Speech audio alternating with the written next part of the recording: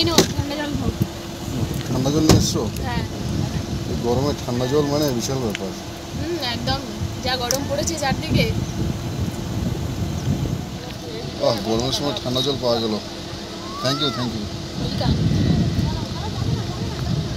জলটা তো খেলে দামটা কত নিল শুনবে না? কত দাম নিল? ওটা তো এমআরপি আছে কত টাকা? ওটা এমআরপি আছে 20 টাকা। 20 টাকা, হ্যাঁ, কিন্তু 25 টাকা নিল। 25 টাকা কেন? গরমের জন্য ফ্রিজের চার্জ কেটে নিল। বাবা, ফ্রিজের চার্জ নিল? হ্যাঁ। এটা কিন্তু বেআইনি। হ্যাঁ, বেআইনি বলতে গেলেই তো দোকানদার আমাদের সঙ্গেই উল্টে ঝগড়া লেগে যাচ্ছে না, তর্কাতর্কি লেগে যাচ্ছে। এটা কমপ্লেন করা যাবে একটা। আচ্ছা, কি কমপ্লেন করা যায়?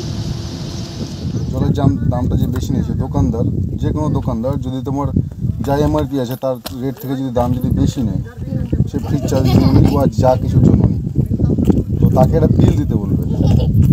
ঠিক আছে, তুমি 5 টাকা বেশি নিচ্ছ, 10 টাকা বেশি নাও, তুমি একটা বিল রিসিভ কপি দাও, আমাকে বিল দাও।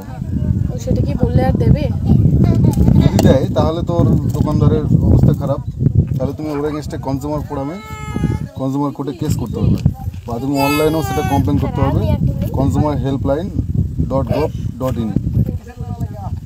কমপ্লেন করলে ওর এগেনস্টে স্টেপ নেবে।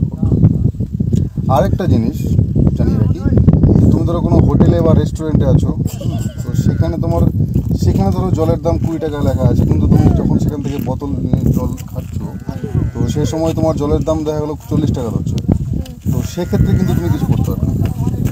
কারণ তুমি হোটেলে বা ওদের রেস্টুরেন্টে তুমি ওদের এসি রুম ইউজ করছো, ঠিক আছে, ওদের ঠান্ডা ঘর ইউজ করছো, বা ওদের যা সার্ভিস আছে সেগুলো তুমি ইউজ করছো, তো সেই কারণে সেগুলো সব কিছু ইনক্লুড নিয়ে ওরা সেই চার্জটা ধরে।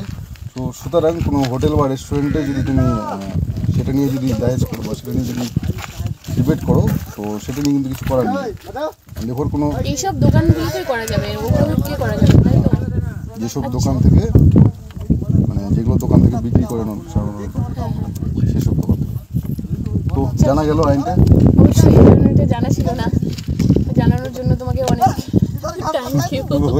হ্যালো ভিউয়ার্স, ভিডিওটি ভালো লাগলে শেয়ার করবেন এবং ইউটিউব চ্যানেলটিকে সাবস্ক্রাইব করবেন এবং ফেসবুক পেজটিকে ফলো করে দেবেন। ওকে, টাটা, বাই।